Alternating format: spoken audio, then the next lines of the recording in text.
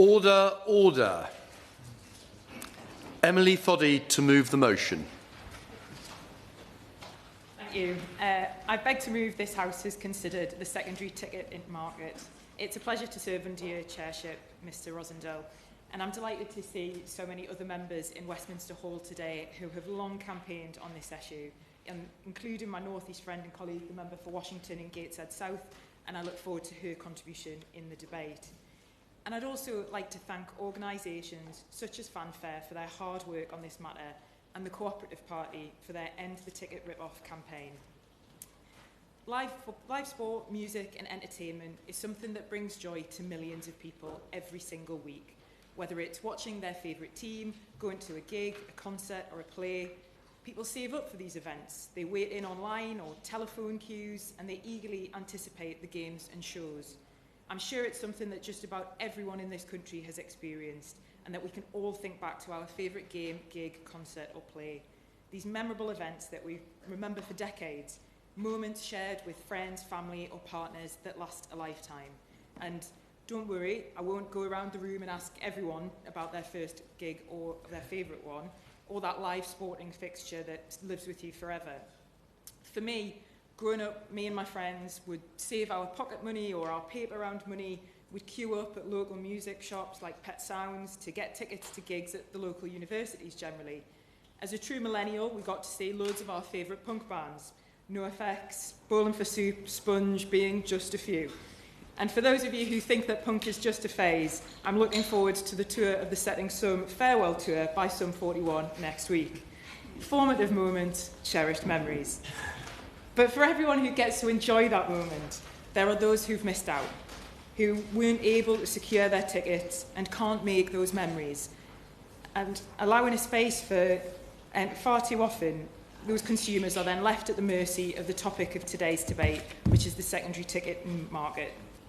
This issue profoundly affects music and sport fans, event goers, and the integrity of our live entertainment industry, and a sector that appears inadequately addressed by current regulatory frameworks. People understand that they don't always get a ticket to the show or the gig or the game, but they feel a real sense of injustice at the scale of secondary ticket platforms, with often tickets appearing just moments after they've attempted to purchase them. And whilst allowing a space for those tickets to be resold is important, it's also important that it's not at the detriment of consumers. Because the scale for the industry is vast, with 1 in 5 tickets ending up on secondary platforms. So the need for education and protective measures becomes increasingly clear to protect consumers. Recent findings from O2 found that consumers lose an estimated £145 million each year due to inflated resale prices. This is pricing many out of the events and experiences that they love. A study by ITV News and Fanfare Alliance found that over 2/3 of resale tickets for 174 festivals and outdoor events were being offered by just 3 traders, who collectively sought to profit by almost £1 million. And earlier this year, it was reported that 2 prolific touts were jailed after buying tickets for high-profile gigs and reselling them on secondary sites for up to 500% of their original cost, the scheme being worth more than £6.5 million. And worryingly, with technology, the issue is becoming more and more prevalent. In just 6 weeks, O2 prevented 50,000 suspected bots from accessing their priority platform, with those tickets almost guaranteed to end up on resale sites, with others losing out. And I'll touch a little later on the practice of ticket harvesting, and while some progress has been made to prevent this, new technologies and techniques continue to circumvent them. With this as a backdrop, is it any wonder that research from Fanfare Alliance found that 80% of respondents believe secondary ticketing services are unfairly exploiting fans? Practices such as drip feeding, surge pricing, strategic holdbacks create a precarious environment for consumers.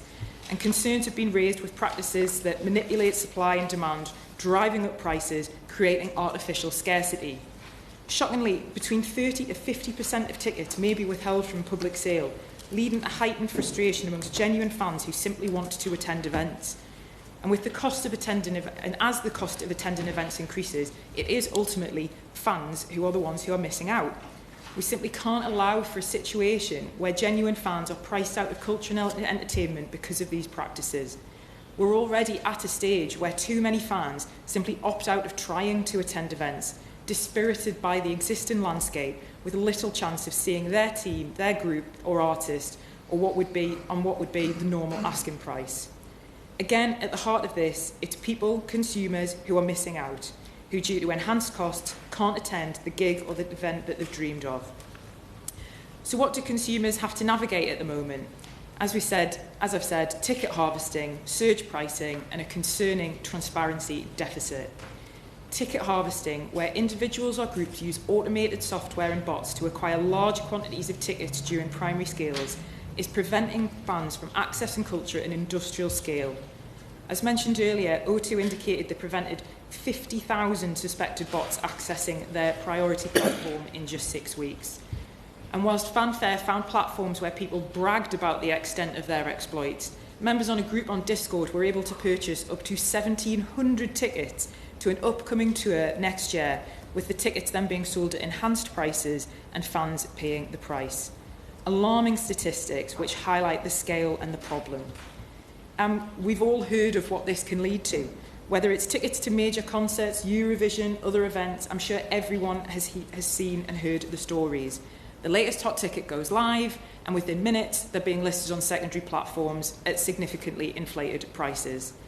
One example, after the swift sellout of Eurovision in 2023, saw tickets resold for upwards of £9,000, more than 20 times their initial price. And that kind of price gouging creates an environment where only the wealthiest fans can afford to attend popular events, alienating loyal supporters and pricing them out from culture. Turning now to transparency in the market, consumers deserve clear and accurate information regarding who's selling tickets, how many are available, and the pricing structures involved. One of the most pressing issues is the information gap that exists on secondary ticketing platforms. When consumers purchase tickets, they often receive insufficient details regarding the authenticity of the tickets, the identity of the seller, and the potential risks involved.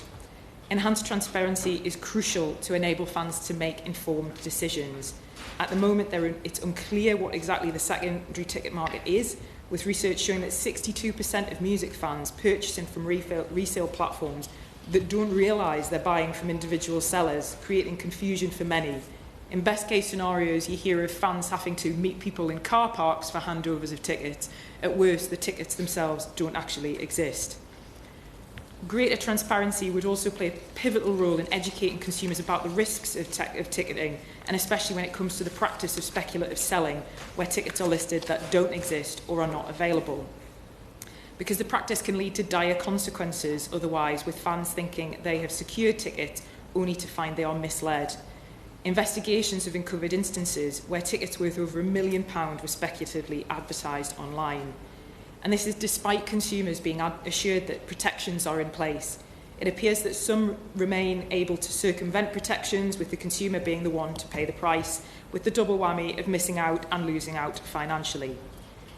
Fans, whether sports, gigs, other events, should be at the heart of our events. Yet current practices lead to dissolution, to disconnect with those they support and the sector more widely. The inflated prices leave loyal fans priced out of attending live events they once enjoyed, with the cost of attending being prohibitive, and it erodes a connection between fans and artists. Trust with fans is another casualty. When fans feel they are being exploited, their trust in both the industry and the teams or artists are eroded. And anger can be directed at those acts or their teams that they've missed out, with allegations they are complicit in a system that excludes ordinary fans, largely through no fault of their own. And we've seen many recent experiences where fans have expressed upset at that initial difficulty of getting the ticket, the surge pricing, and then the instant relisting on secondary platforms. But when tickets are resold at inflated prices, the price does not benefit the artist or the venue. Instead, the profits are siphoned off, removing crucial funding from cultural communities. We know artists rely on ticket sales as a significant portion of their income, especially in an era where traditional revenue streams such as album sales have dwindled due to streaming services. The success of a tour can hinge on the ability to sell the tickets at a fair price, and these practices undermine the economic viability of live performances. So it's not just about protecting consumers, but protecting entertainment more widely and making it more accessible. So what's currently in place to protect consumers in the sector? Well, regulation and enforcement from a number of organisations, from the Competition and Markets Authority, Advertising Standards Authority, Trading Standards, or in some cases the police. The CMA published a comprehensive report in 2021 with outlined recommendations aimed at curbing these detrimental practices in the ticketing market. And amongst the recommendations was a call for stronger measures against ticket resellers who exploit fans with excessive prices. The CMA's investigation revealed a significant portion of tickets listed being sold at inflated prices on secondary platforms. The previous government was hesitant to implement all these recommendations.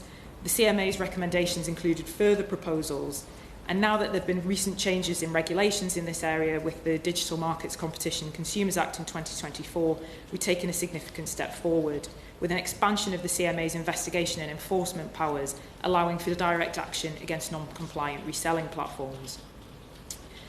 Additionally, the Act will enable the CMA to enforce existing rules and addresses a long-standing concern over the lack of transparency, ensuring that consumers have access to clear and accurate information.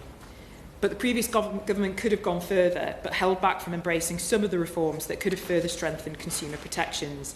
I'm pleased that the new Labour government have already confirmed that a new consultation will take place and will revisit the recommendations. As a proud Labour and cooperative Member of Parliament, I'm delighted that the party have launched a new consumer campaign on this issue. The End the Ticket Rip-Off campaign highlights that whether it's dynamic pricing, way above face value, whether it's fans being thrown out from cultures, the party movement has always had consumers at the heart of it, standing up for consumers, helping to deliver everything from Consumer Protection Act to the Weight and Measure Act. And I really welcome this latest campaign alongside a petition that's already been signed by thousands, calling for strong powers to stop fans being taken advantage of and provide protection from fans being exploited by touts and resale sites. I know the government is setting up the consultation as we speak, and that this will not only involve the department, but also business and trade. I hope it's a real opportunity to look at all options to take action that can fundamentally transform the ticketing landscape for fans, artists, and the integrity of the market, and enhance consumer protection, ensure fair access to tickets, and mitigate the current issues faced. Campaigners have raised concerns in relation to whether the current regulatory framework is being enforced. Following high-profile cases, the CMA has opened investigations, but it is far more prevalent. Can the Minister please comment on how we can better use current legislation to provide protections to consumers? The Cooperative Party has been campaigning for much tougher enforcement action against platforms hosting ticket touts.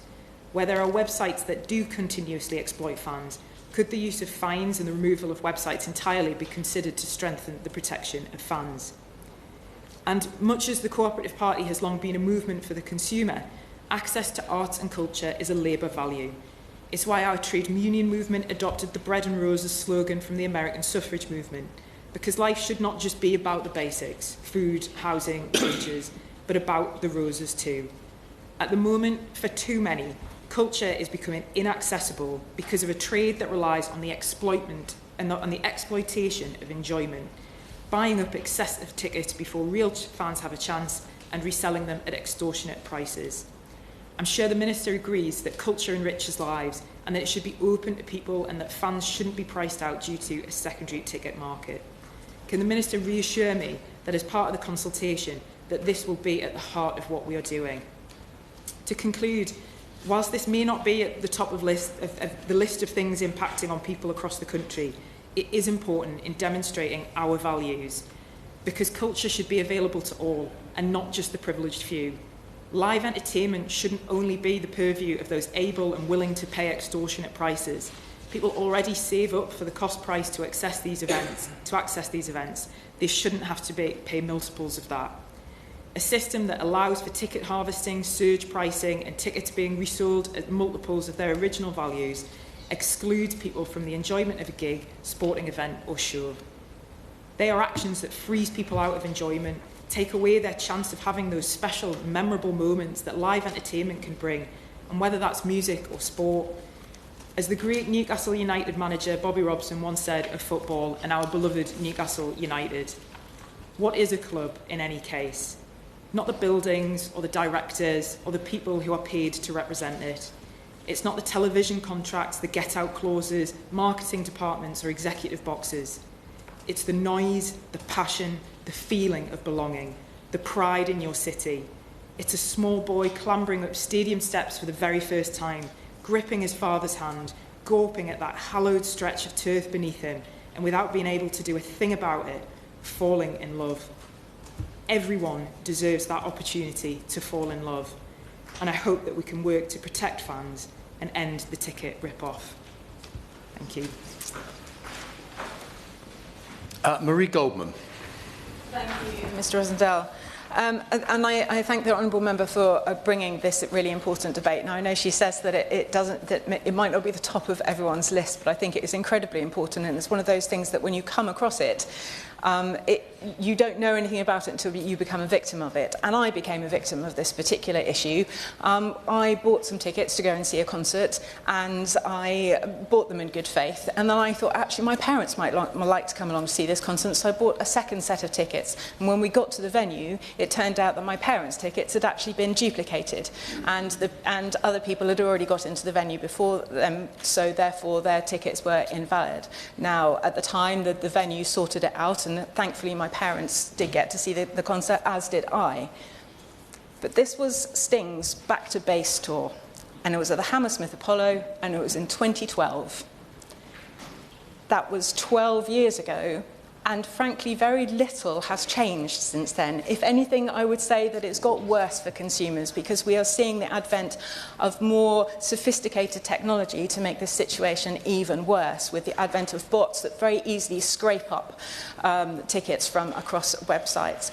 But it's not just the technology, it's also the unscrupulous methods of the secondary ticketing platforms that employ these methods in the first place. But I would also throw into the mix the primary ticketing platforms, who often release tickets in a way that makes it not transparent for the consumer, makes it very difficult for people to understand where they can buy tickets from, and makes that rush on the Friday morning when they still tend to release tickets, means that people are scrambling for tickets and pushes the price up and up and up. It makes it very difficult for consumers to understand what the best way to buy tickets is, and there's a lot of misinformation out there on the market. But the honourable member talked about music, and rightly so, and talked about other cultural events, and absolutely rightly so, and I completely agree with her on that. But it's really important to recognise this is not just about music and culture. This is also about sports, although we could say that sports are part of culture as well. But it is also about sports, and there are very good reasons why a lot of people argue that, well, it's all just supply and demand in terms of, well, if the tickets are worth that, then people wouldn't pay it if the tickets weren't worth 20 times the face value. But actually, there's a very good reason why many sporting activities want to keep prices down, and that's because they want to keep the fans and the players of the future coming in child form, coming along with their parents and growing a love for the game. I know that rugby, for example, is very keen on enticing families to come and watch their game, because they know that they are the children coming with their families are the players and the fans of the future. So they're looking at that longevity, something that doesn't always actually exist in the music market. So it's really important to remember that this isn't just about fans, this is about a long-term view of what our live events industry needs. I also wanted to say that this is also not just about individuals reselling tickets. This is there was Operation Podium, which was related to the Olympics back in 2012, where it was the police uncovered that there were lots of organised crime networks that were behind this and raking in millions upon millions of pounds and profiting from this. This is a very serious industrial scale business for those organised crime gangs. And it's also not just a British problem as well. We have seen over many years that this is something that happens. I've heard of train tickets being bought and sold in this way in India, or hospital appointments in China being bought and sold in this way. It is a multi-billion-pound industry, but we do have the opportunity and should have the opportunity to change at least the legislation to try and make this better in this country. But it has taken far too long to get to this point. We need to give the CMA more powers, and we need to give more funding to the National Trading Standards body as well. Sharon Hodgson. Thank you very much, Mr. Rosendale. It's a pleasure to serve under your chairmanship this afternoon. And can I start by thanking my honourable friend, the Member for Cramlington and Killingworth for securing this very important debate. I'm also very glad to hear that she is as passionate about sorting out this broken market as much as I am. And I'm very happy to see the Minister for Creative Industries, Arts and Tourism in his place. We've been on quite a journey, I think, together to get to this point, and I'm very much looking forward to him fixing all these wrongs in due course. So, a lot has happened in the campaign to regulate the secondary ticketing market since I first introduced my private member's bill on the topic back in 2010. So before the Honourable Lady for Chelmsford, suffered the problems that she did back in 2012. And it would have been sorted if the Honourable Member at the time for Shipley, the former member for Shipley, hadn't talked out my private member's bill. But through constant lobbying by yours truly and due to the growing scourge of parasitic touts becoming increasingly sophisticated and ruthless, this new Labour government has decided to act, as we promised we would do in our manifesto. This is now the watershed opportunity to create the change we desperately need. Over many years in this place, we have tried to regulate this market, tweaking legislation, first with the Consumer Rights Act in 2015, bringing in more transparency, because they said that's what was needed. Didn't work. Then, with the successful Ban the Bots campaign, we secured an amendment to the Digital Economy Bill in 2017. However, that didn't work. We still know that the use of bots and those profiting from the sale of bots are exploding. And for a recent Sabrina Carpenter ticket pre-sale of just 10,000 tickets, there were 380,000 bots in the queue attempting to harvest them. Research published last month by O2, who sell 1 million tickets per year through their priority scheme, estimates are that touts are costing the British music fans an extra 145 million a year. And I suspect that is actually just the tip of the iceberg. But this money is taken from the back pockets of UK audiences and deposited into the bank accounts of offshore resale platforms and the touts who supply their inventory. Despite uncontrolled touting taking place on an industrial scale, with the tickets resold through sites such as Viagogo, there's that name on my lips again, under the last government, prosecutions were few and far between. Led by National Trading Standards, the precedent-setting convictions of just 2 groups of ticket touts worth millions of pounds each should have opened the floodgates to more action against those who flout the law and use platforms like Viagogo to put profits before fans. But sadly, it hasn't. That is because resources have run dry. There has not been a single prosecution under the Breaching of Ticket Limits Regulations 2018 and none at all either for using bots under the Digital Economy Act 2017, where we got the Ban the Bots amendment secured. The details of these prosecutions were extraordinary, with touts fraudulently acquiring tens of thousands of tickets and then reselling them through websites like Viagogo and Get Me In. Get Me In doesn't exist anymore. In that were non-compliant with UK consumer law, and in both cases it was strongly suggested that these resale platforms were complicit in their illegal activities. Incredibly though, although the touts have been prosecuted and jailed, the resale platforms have faced no such sanctions. They kept their cumulative 25% service fees from these illegal transactions. If you do the numbers, it's millions.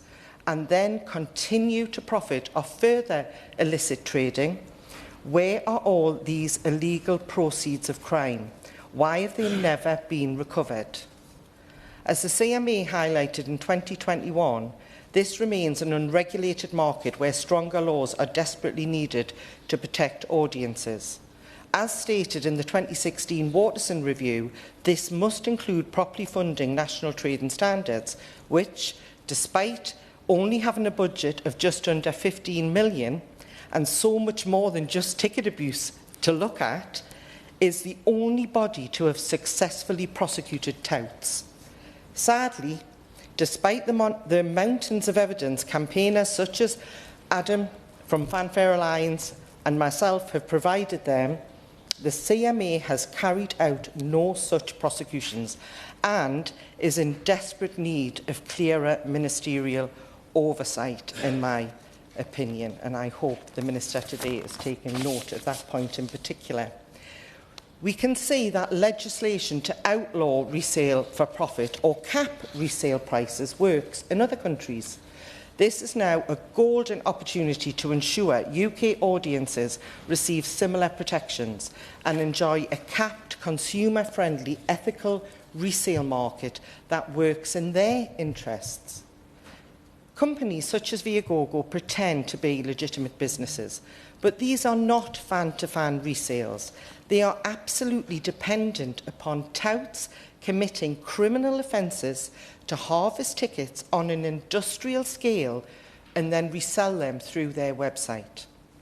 Citing research from Fanfare Alliance just last month, looking at all the Viagogo listings for 28 shows over the past year at Liverpool's main mid-sized venue, the 1,200 capacity O2 Academy, I can tell you that only one ticket was being listed by a consumer. And this very morning, Sam Fender, who we'll know from our region, the Sam Fender shows went on sale, including a gig in Newcastle's Utilita Arena. So coming from the North East, as my honourable friend does, we know that Sam's shows are highly sought after. It is a balloted event with 4 tickets per person to try and restrict it, and only for local postcodes, trying to restrict it again to ensure North East fans get to go. But guess what? There is already a Dubai-based business selling 54 tickets in a single listing on what site? Viagogo. As I've stressed time and time again, Viagogo has never been penalised in the UK, despite regularly flouting UK legislation, and has repeatedly shown that it cannot be trusted to mark its own homework. It was fined, listen to this, $7 million Australian dollars for misleading consumers. It's been fined €20 million for breaking the law in Italy, and €400,000 in France for breaking the law around Rugby World Cup tickets, but has never been fined a penny here. Capping ticket resales is a common-sense, cost-free benefit for fans across the country. In fact, cracking down on fraud, the most common crime currently in the UK, could be a net benefit for the country through proceeds of crime. So whilst the two cannot be precisely linked, Ireland saw a large drop in fraud after they implemented a version of, guess what? My private member's bill. For the upcoming Oasis World Tour, the only shows where tickets are not being touted on Viagogo, StubHub and Gigsburg, are the two at Croke Park, Dublin. They're the only place where there's no tickets being touted.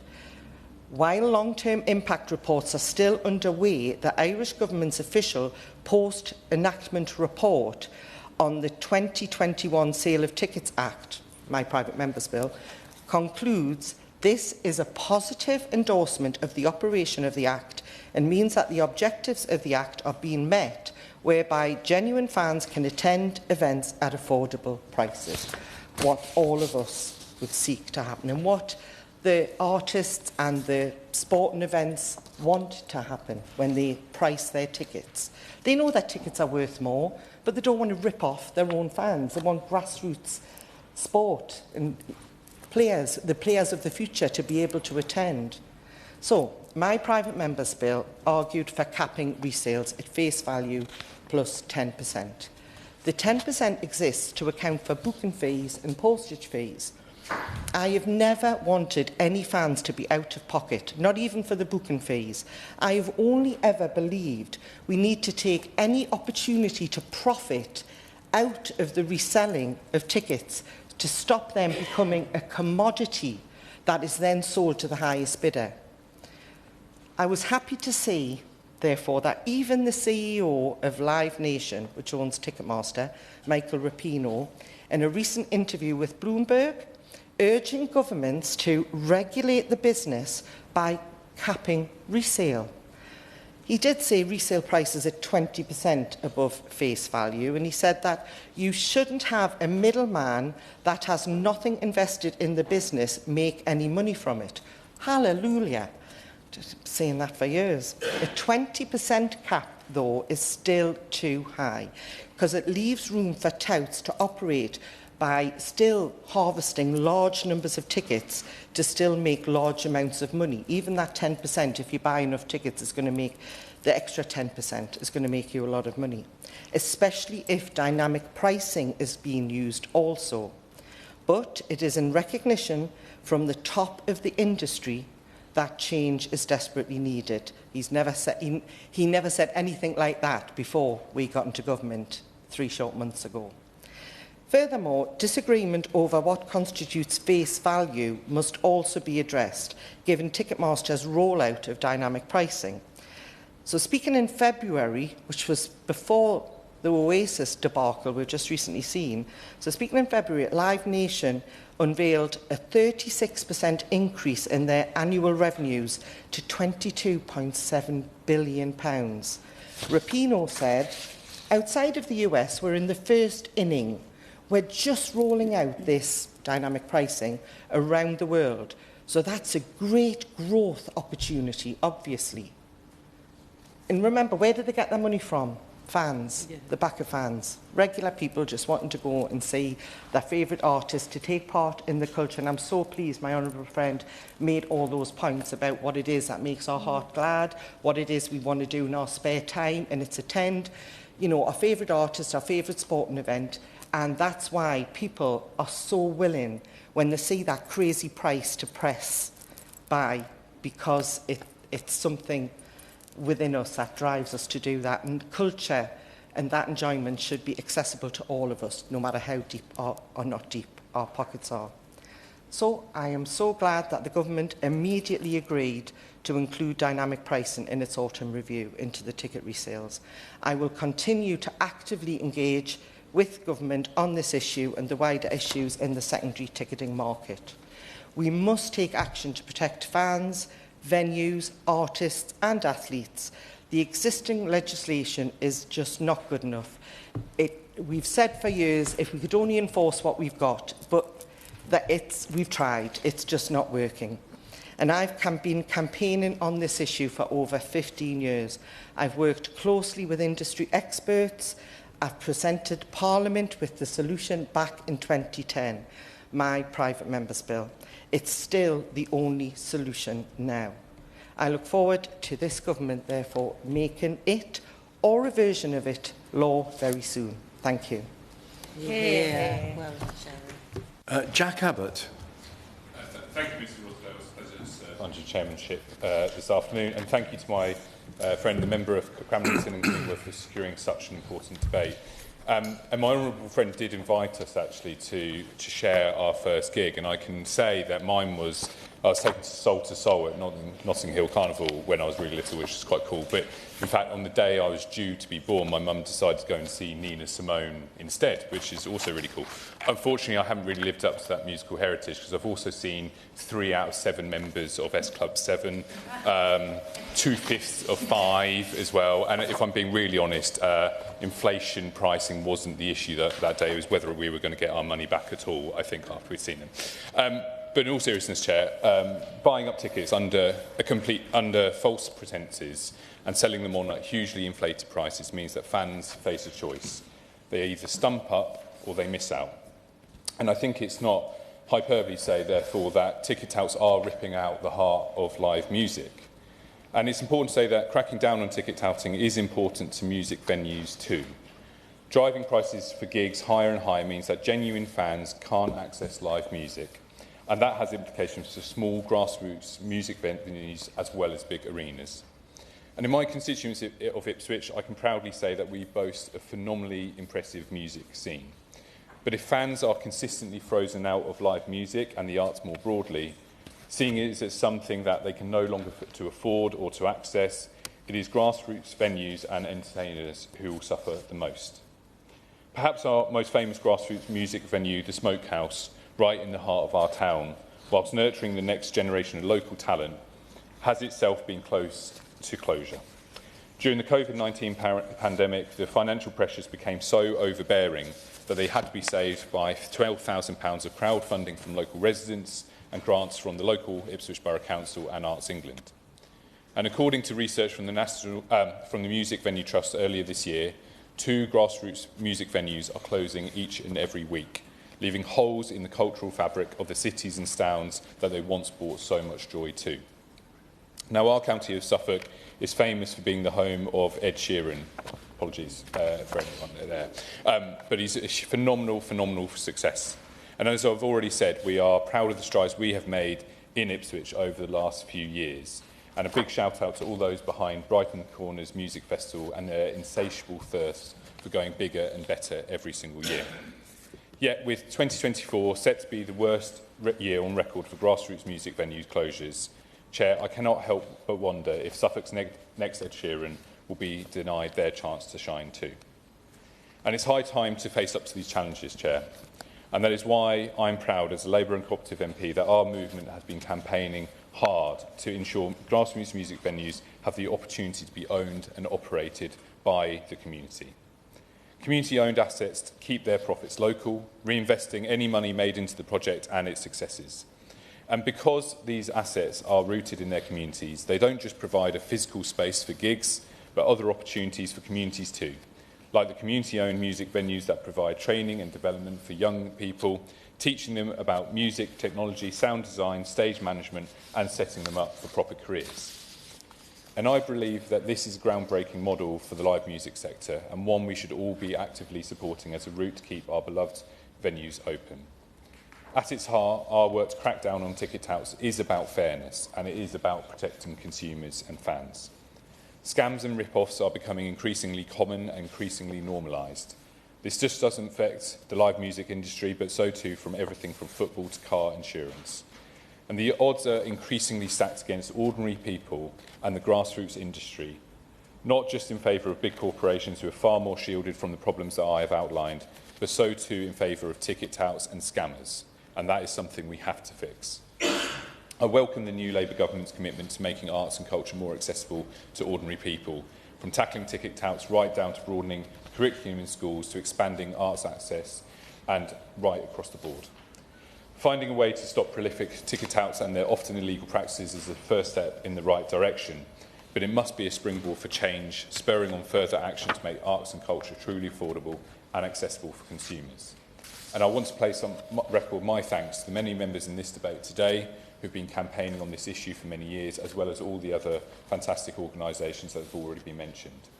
And with this new Labour government and its commitment to taking action on this issue, we have a real opportunity to put fans back at the heart of live music. Thank you. Joe Platt. Thank you, and it's an honour to serve under your chairmanship. And I want to thank my honourable friend for Cramlington and Killingworth for bringing this debate to this chamber today and to engage in discussions that resonate deeply with our constituents. And I think it's really important to say that. And I wholeheartedly align with her points and reflecting my commitment as a long-standing cooperative party member. The values we uphold, community fairness and inclusivity, are essential as we confront the pressing issue of ticket touting. And I also want to thank my honourable friend from Washington and Sunderland West for her hard work over the last 15 years. It's nothing short of phenomenal, so thank you for that. And I'm sure that the Minister is listening to the collective enthusiasm for cracking down on this practice. So the impact of unfair ticket pricing on ordinary individuals cannot be overstated. There are many barriers for communities in Lee and Atherton in accessing cultural experiences, and one of the most significant is affordability. Many are being excluded from our vibrant cultural sector due to soaring ticket prices, which have become an obstacle rather than a gateway to enjoyment. If we are to make culture accessible, we must start with fair pricing practices. I mean, even cinema tickets, which were once a modest indulgence, have now become unaffordable for many families. In response to that, we've seen some remarkable achievements, and one such locally, such as Lee Film Society, a fantastic cooperative-inspired organisation that strives to screen films that are all socially inclusive and affordable, prioritising accessibility for all. Run entirely by dedicated volunteers, this initiative recognises the inaccessibility of cinema tickets and is committed to broadening cultural access in our community. And they now have a deal with the National Theatre where they can screen National Theatre Live, so bringing that to Lee, again, is incredible for so many of our constituents. But furthermore, the demand for live music in the UK is thriving, and we must ensure it remains accessible to everyone. Significant reforms in ticket pricing are essential. So the Music Venue Trust is championing the cause of grassroots venues, advocating for a fair distribution of funding within the cultural sector. So these venues are not just places for entertainment, they are community hubs that foster creativity and bring people together. So whilst this debate is centred on ticket touting, we must not lose sight of the need to protect and enhance grassroots venues, which play a crucial role in communities like Lee and Atherton. And by supporting these venues, we can ensure that the cultural landscape remains diverse and vibrant. So in closing, I just want to express my full support for my honourable friend's calls for reforming ticket pricing practices. And together we can create an environment where ordinary people can participate in our rich cultural life without fear of being priced out. And let's also commit to supporting grassroots groups and organisations that enrich our communities. So thank you. Annalise Midgley. Thank you, Mr Rosendale. It's an honour to serve under your chairmanship. And I'd like to thank my honourable friend from Cramlington and Killingworth for bringing this debate. I'd also like to pay tribute to my honourable friend from Washington and Sunderland West for all the work that she has done on this matter. The issue that I want to address in my contribution is on dynamic ticket or surge pricing and the queuing system for major once-in-a-lifetime type concerts, which my honourable friend addressed in her opening remarks and other members have also spoken about. I've got a deep-rooted connection to the music industry. In my younger days, I worked as a promoter and a DJ in Liverpool. I was a music journalist and I did press for bands when Britpop was at its height, and I've been privileged to spend many years surrounded by some of our nation's best musicians. And if we're sharing stories about our first gigs, mine was I queued up in simpler times outside the Empire Theatre when I was 8 with my dad to buy tickets for Cliff Richard. You were allowed to get 6. And when we got to the show and he came on stage, I burst into tears and asked my mum where the man with the leg and the lip was, because I thought I was going to see Elvis, who'd been dead for 7 years. So music is not just entertainment, it brings people together. It lifts the soul, and lifetimes of relationships are formed because of people's shared love of music, and live performances are a huge part of that. The ticket prices surge and the queuing system recently making headline news with the Oasis reunion concerts saw tickets sold by the primary ticketing company well beyond the price they were advertised at. A reunion that was greeted with such joy quickly turned into misery for many, as people realised when they got to the checkout that the price they had budgeted for, a price that they felt that they could afford, was no longer the price, and instead another price, 2, 3, even 4 times more, was quoted. A few minutes to decide if you wanted the tickets or not, after hours and hours of waiting, your heart racing with the timer ticking down. see your favourite band, a band that you only have a once-in-a-lifetime chance of seeing again. As the writer and musician John Robb recently wrote, ticket buying systems and companies are exploiting people's excitement in the worst possible way. When prices are inflated with little or no transparency, it becomes a barrier that shuts out fans who work hard, save up, and simply want to see their favourite bands live. Based on recent testimonies of several musicians like Paul Heaton, it's not just the fans who are kept in the dark, often it's the artists as well. Many artists are disconnected from the commercial side of their business and don't always have the knowledge to protect their fans before it's too late. Greater transparency on surge pricing is essential for both artists and fans. It's not fair for fans to queue up for hours expecting a face value ticket price only to be met with an overly inflated bill when it's time to pay. Alongside this and exacerbating the system was the situation was the queuing system. We all heard countless stories on this. One of my constituents was in the queue for Oasis tickets, got up at the crack of dawn, got onto the website, 9 a.m. she was number 7,000 in the queue. She was made up, thought she was defo going to get those tickets. Got to the purchase page, spent half an hour trying to place available tickets into a basket. Finally, the system kicked her out when she tried to pay, and she was put at 180,000 in the queue. Waited for hours all day until the news came, no tickets left. Stories like these that day were all over people's WhatsApp groups and social media feeds, so it wasn't a one-off IT glitch or problem. It's just not fair. We can't ignore the wider issue of the secondary market. Tickets being sold at exorbitant prices, further driving up costs for consumers, and the recommendations made by the Competition and Markets Authority in 2021, particularly around speculative selling, remain unaddressed. These are issues that deserve serious consideration as they add further strain on fans who are already facing inflated prices at the primary level. In closing, I welcome measures introduced by the DMCC Act which give the Competition Markets Authority a few more powers to tackle the secondary market, but they need more, as recommended in my right honourable friend for Washington and Gateshead East Private Members Bill. But we must also act on dynamic pricing and the queuing lottery. We need a system that works for fans, artists and venues alike. Transparency must be at the heart of the dynamic pricing, and we must address the broader issues within the ticketing ecosystem. Live music should be a shared experience for all and one that is affordable for all, and I look forward to continuing to engage with the government on this.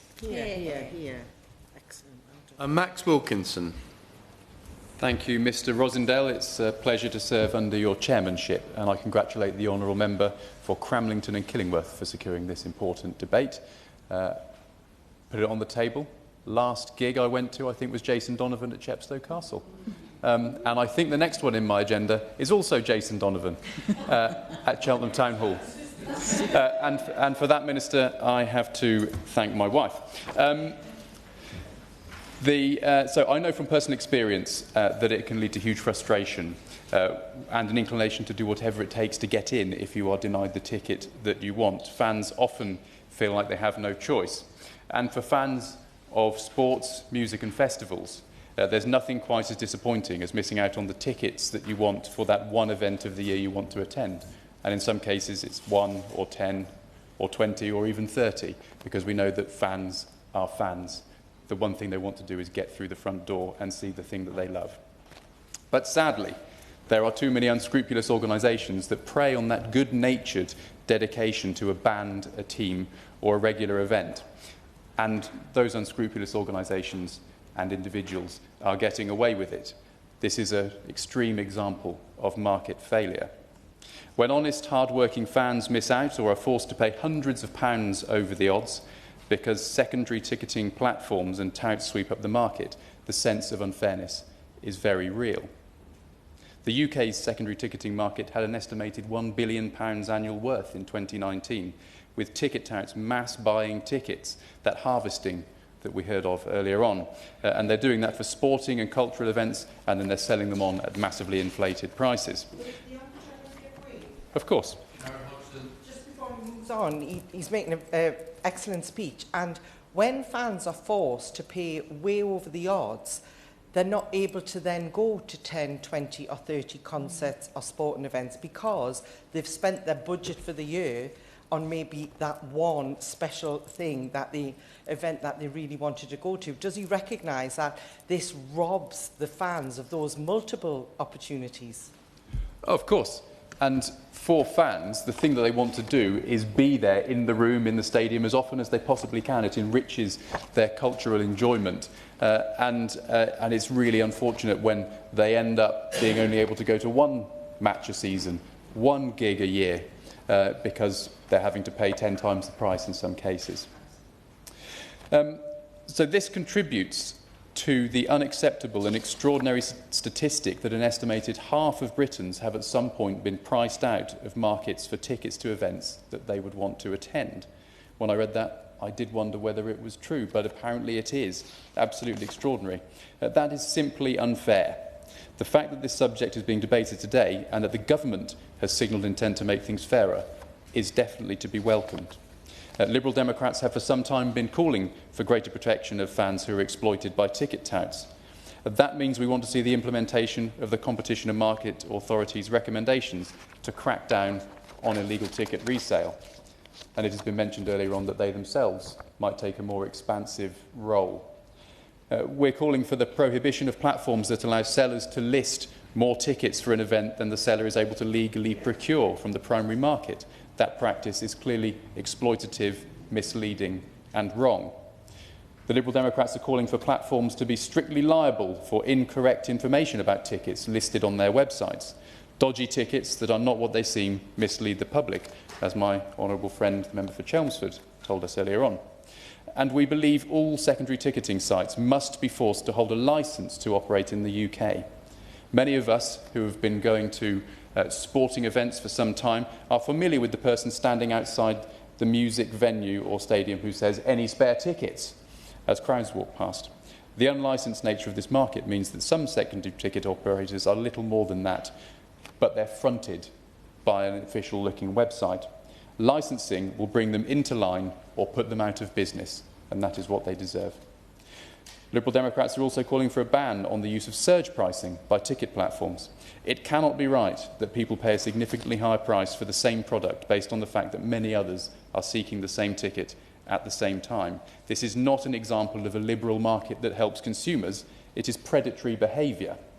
That said, it is clearly desirable for sellers to retain the ability to give early bird discounts or late deals on undersold events. Those are examples of variable prices that work for consumers.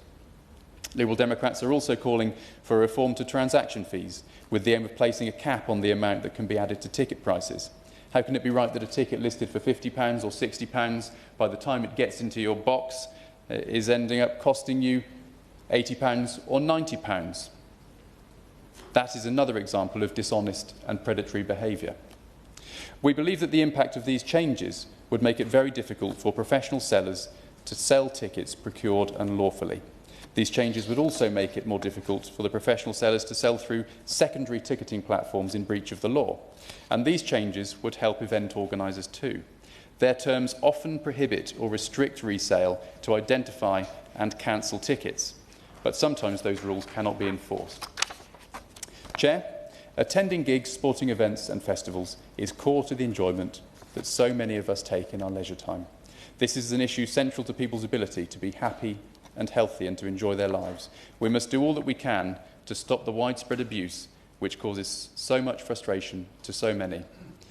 And I will finish by saying there is a suspicion that ticketing companies could solve this all tomorrow using the technology at their availability that is currently available.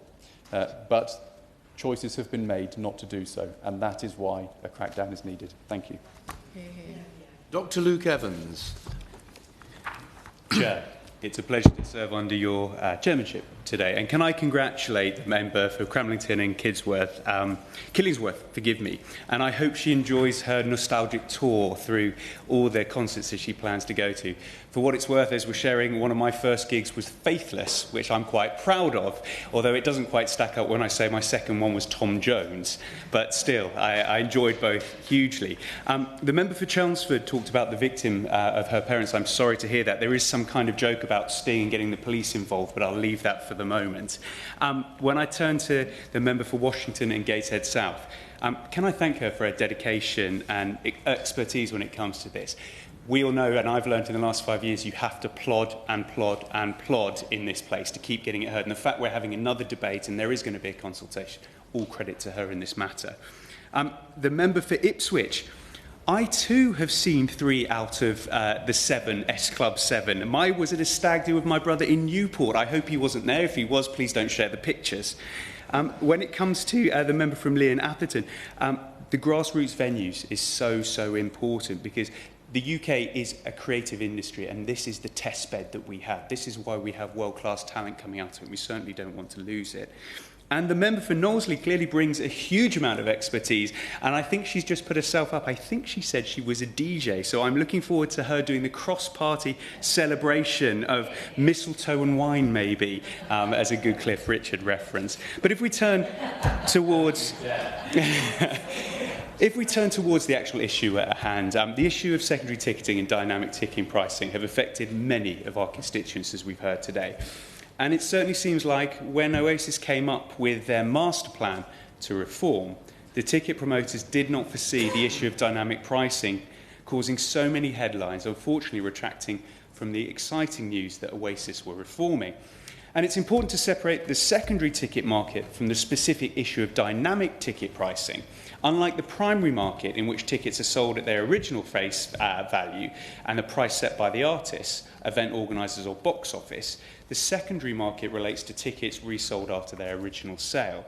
These tickets are often inflated, as we've heard, and sometimes go at least double the face value. And at worst, we've heard the term price gouging, which particularly applies here.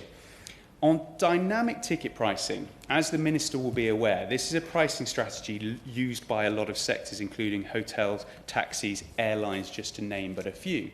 And so dynamic ticket pricing can actually bring some significant benefits for consumers when prices are lowered, for example, early bird tickets or late tickets, as we heard from the member from Chelmsford.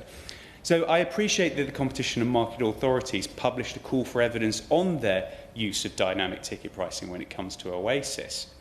And I hope the Minister would agree when the issue in the case of Oasis ticket sales seems to be that fans may not have been provided with the necessary information up front and haven't been given any clear information about what's going on. And above all, transparency is really important here. So I hope the Minister will touch on how drip pricing is slightly different and how it affects the live event sector. This, as we've heard, relates to these hidden costs that are put through, that a customer should be able to see the full price they're paying up front and not have hidden unnecessary costs fall through their process. Oh, upgraded me, but of course, on that basis. The Shadow Minister, sorry, give way. So, just before he moves on, he made the point around dynamic pricing, that the price can go up, but it can also come down. Maybe when it's Uber, maybe airline prices, hotel rooms, that might happen. We heard yesterday at the all-party group for ticket abuse from experts in the room, Fanfare Alliance and Reg Walker, that with regard to ticketing, that never happens. They never come down. It's the only way is up. So. I'll bow to her expertise in the group, but I'm hoping this is something that will be teased out when we know the terms of reference in the consultation, because these are exactly the problems that we need to look at, because we can all see there can be a benefit for the market if it will be used for cheaper theatre tickets, but if it's not being used in the correct way, it's how do we enforce it? And I think it's the how is the hardest part. We've heard a lot about the problem, but it's the how we solve it with the advance in technology that's really going to make the difference here. This leads me on to, and actually it feeds into this point, it's necessary to have the information up front and not be misled in the sales process, as clarity is going to be key here.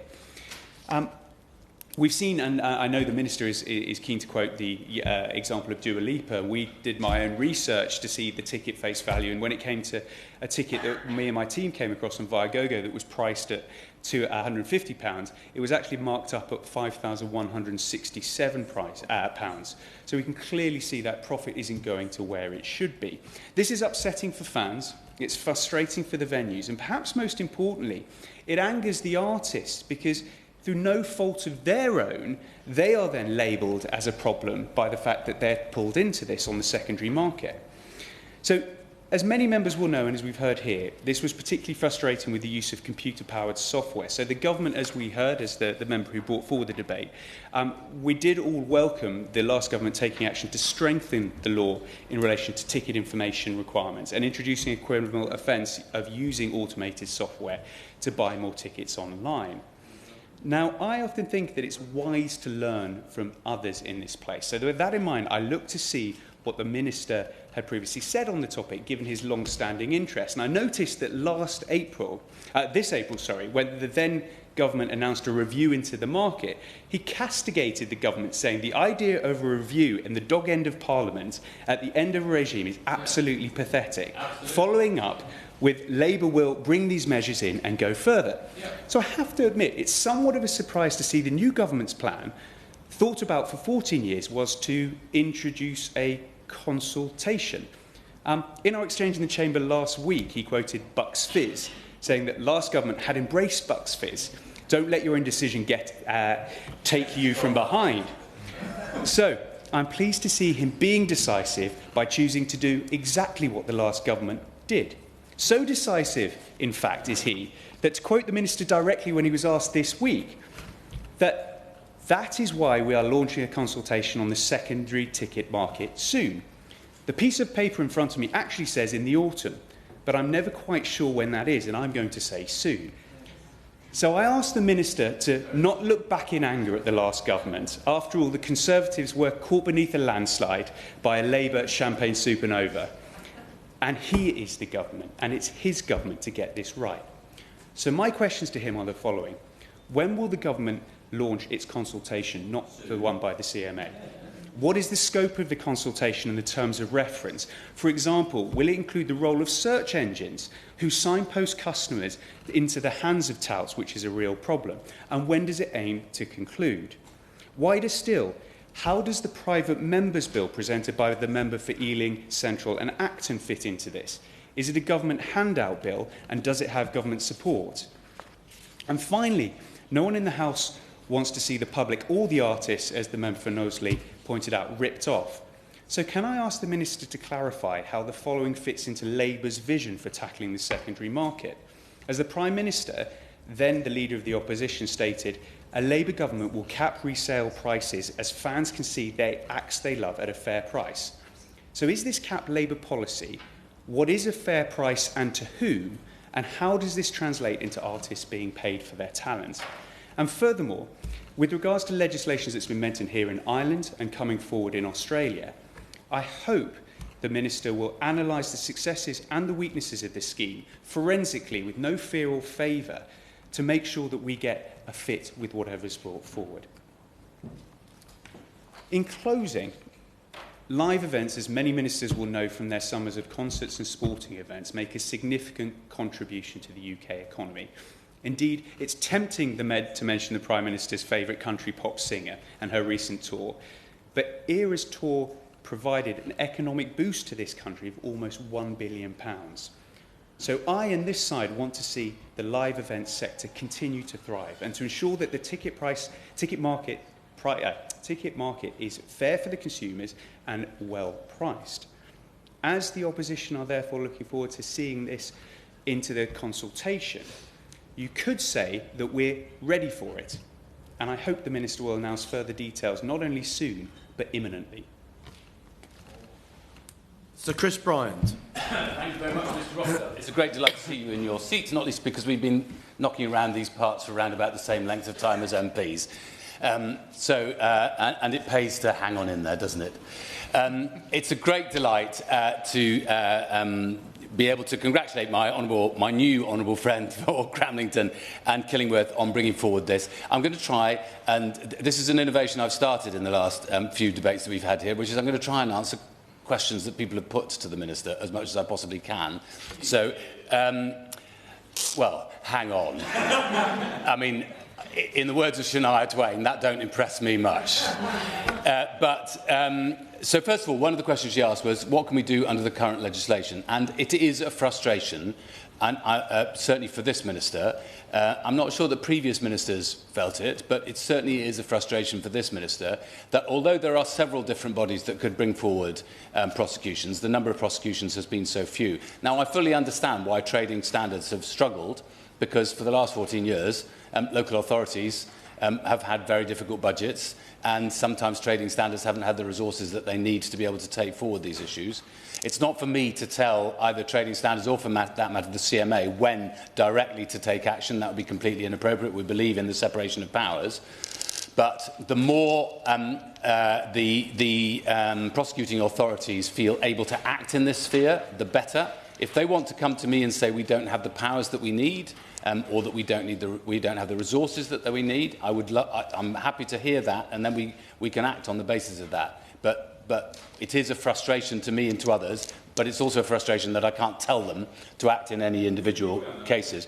No, I won't, if he doesn't mind, because I'm going to try and answer all the questions that I've had, and I'll come on to his questions a little bit later. But one key matter that we will have to make sure that we get right when and if we bring forward legislation in this field is the enforcement aspect, because there's no point bringing forward new laws if you can't enforce them. And that's one of the elements that I think that we are we made manifesto commitments in the general election, which we are absolutely determined that we will implement. We want to make sure that when implemented in legislation, which will probably be we've had one King's Speech, there'll be another one coming along. I'm hopeful. I don't want to tell the Leader of the House or precisely who's going to have what bills at what time, because I might not be in my post any longer if I kept on doing that. But if there's a bill at that point, we've got to make sure that we've sorted out this enforcement issue, and that's one of the elements that we will be consulting on.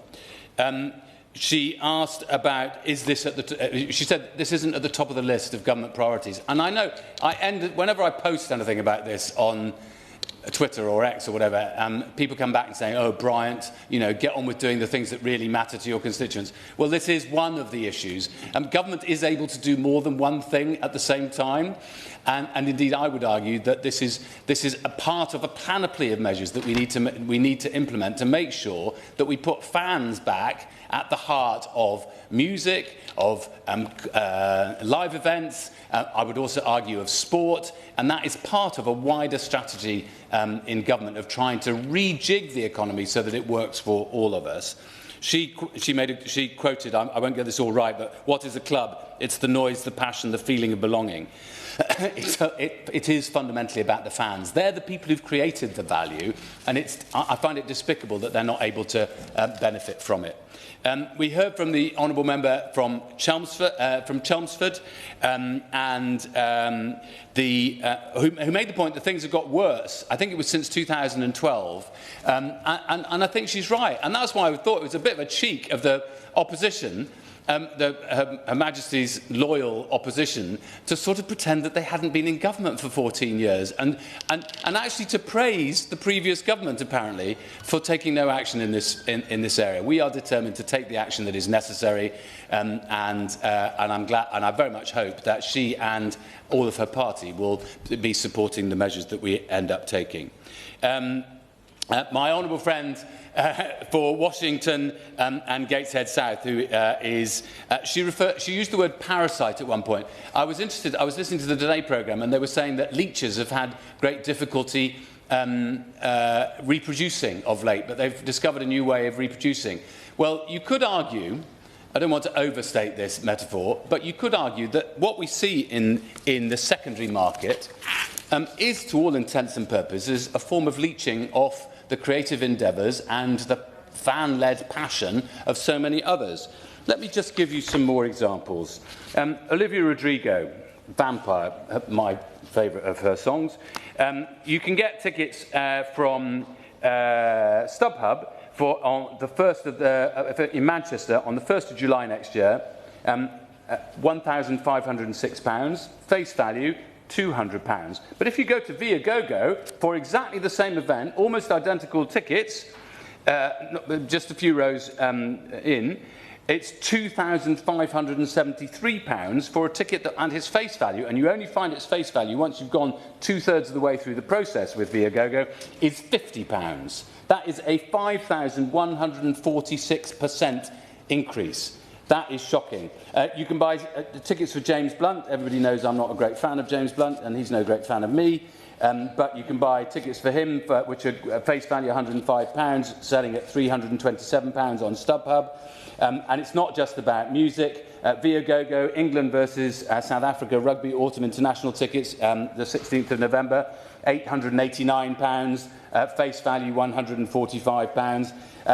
We should tell the Chancellor of the Duchy of Lancaster, because I think he's the greatest fan of Bruce Springsteen in the world, that tickets with Gigsburg are selling for £1,044.08, face value £150.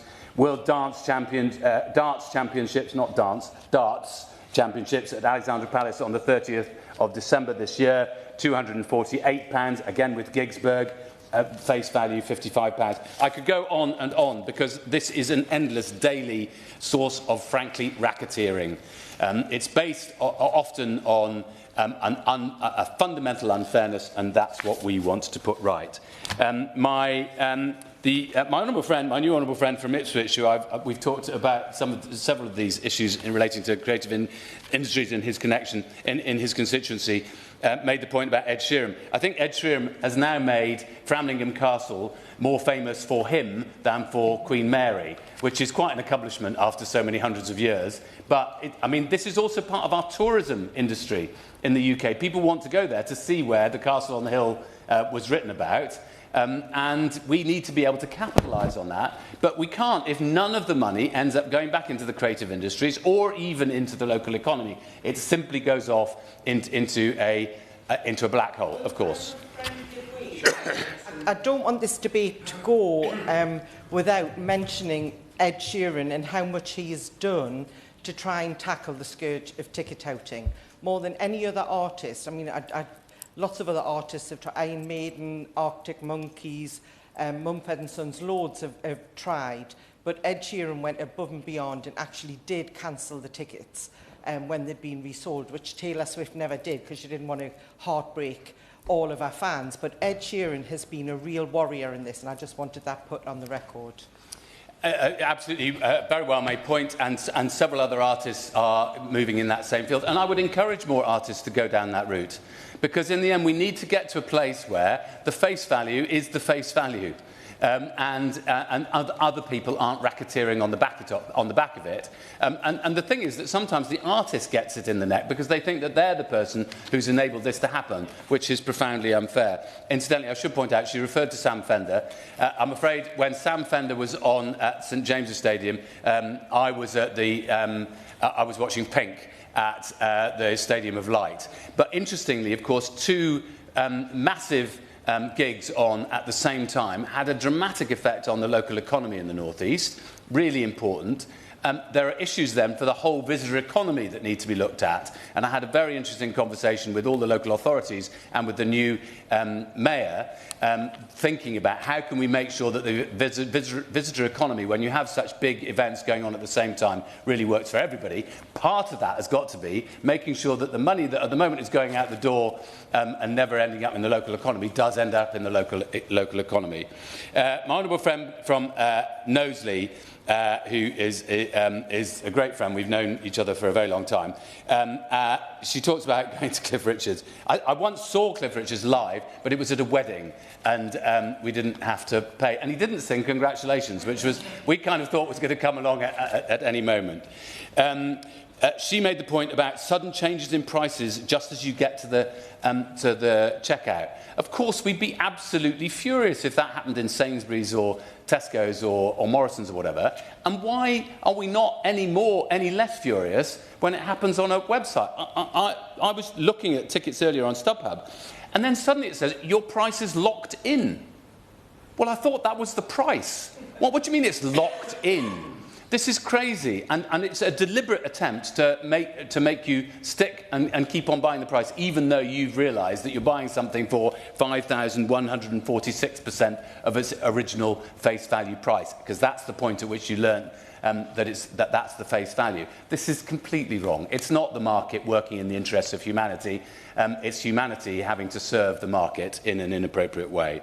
My honourable friend for Lee and Atherton made some really significant points. I mean, many of us are making all identical points, but I think that strengthens the argument that we have, that we do need to take action in this space, and we are absolutely determined to do so. We're going to do it in a responsible way. We want to make sure that every single element of the legislation that we eventually bring forward works. It does what it says on the tin. It's able to be enforced. And that's why we are going to launch a consultation in the very near future.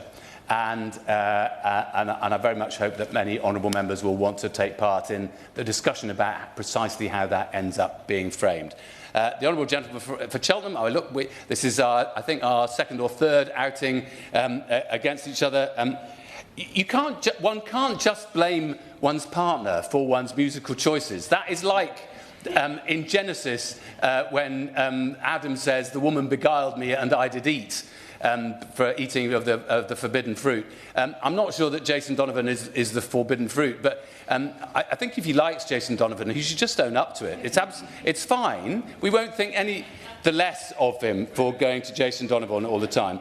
But I should say, he basically read out the list of things that I said in the last debate that we wanted to do in this field. So I'm delighted that he agrees with us, or we agree with him, and I very much hope that when it comes to the legislation and to the consultation process, that he will want to feed in a way. If there are things that we need to amend just to make sure that we've got right, then we will do that.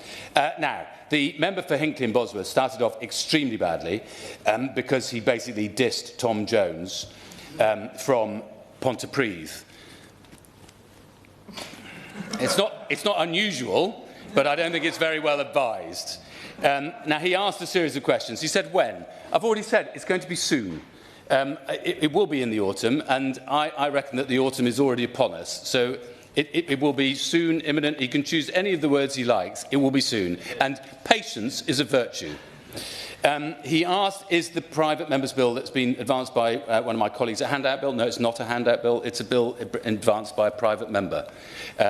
He asked, will there be a cap? We've already said previously in the general election that that's our intended direction of travel. There's a moot point as to whether precisely what level that cap should be set, because I don't want to completely ban people selling tickets. It's perfectly legitimate. If you bought 4 tickets and suddenly only 2 of you can go, or somebody's ill, or you've got to change the date or whatever, that you should be able to sell them on. And you might want to be able to recoup not only the cost of the ticket itself, but some additional costs. But so that is part of one of the things that we want to consult on, and what will be a suitable cap. I note the point that's been made that 20%, some people think would be too high, some people think 10% would be too high, some people think 10% should be too low. We need to make sure that we get that right. And of course we will analyse the situation in Ireland.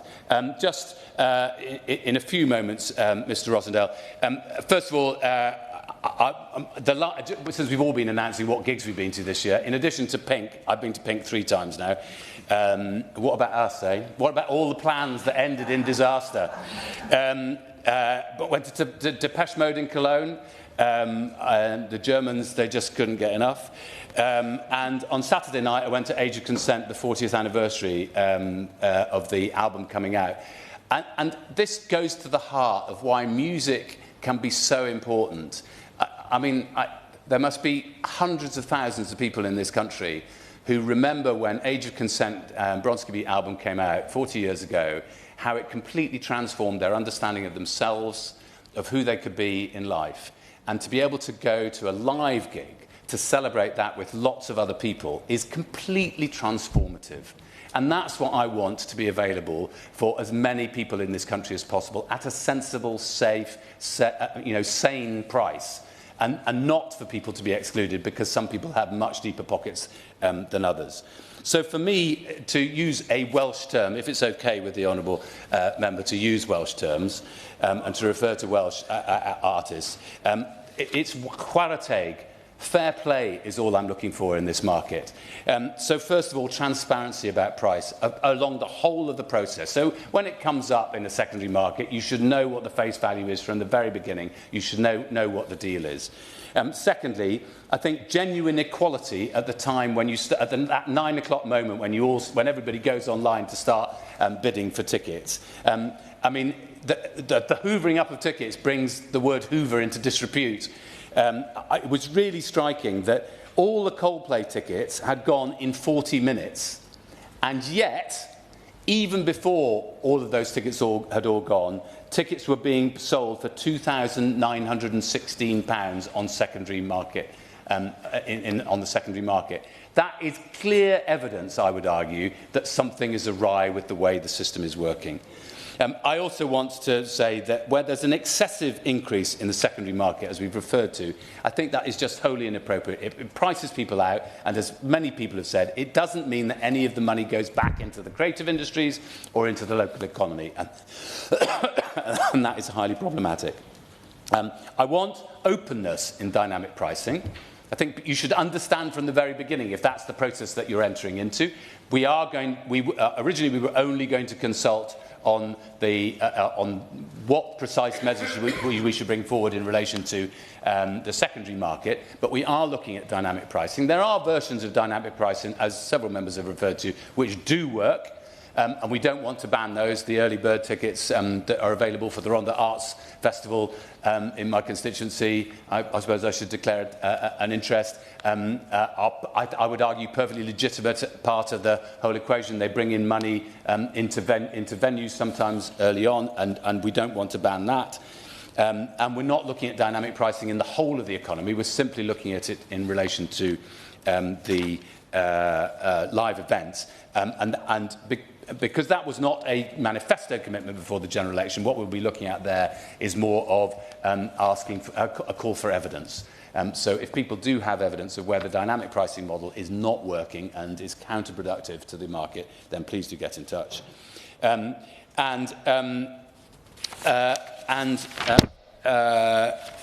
do praise some of the action that has been taken in the industry that's already been referred to by some of the artists. And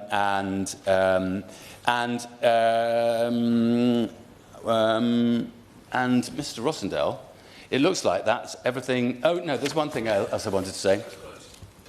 And yet so far. Change is coming. And I would just say to all the people that I've referred to Gigsburg and Viagogo and StubHub and all the rest, Ticketmaster and so on, change is coming, so you should start getting ready for it. And that's what we are determined to deliver.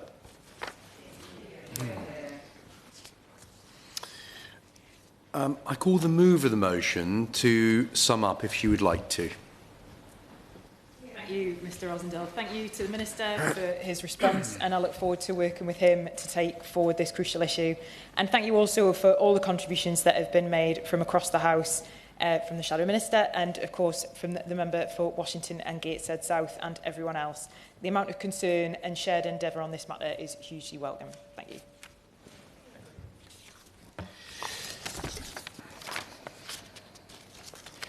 The question is that this House has considered the secondary ticketing market. As many as are of that opinion say aye. Aye. To the contrary, no.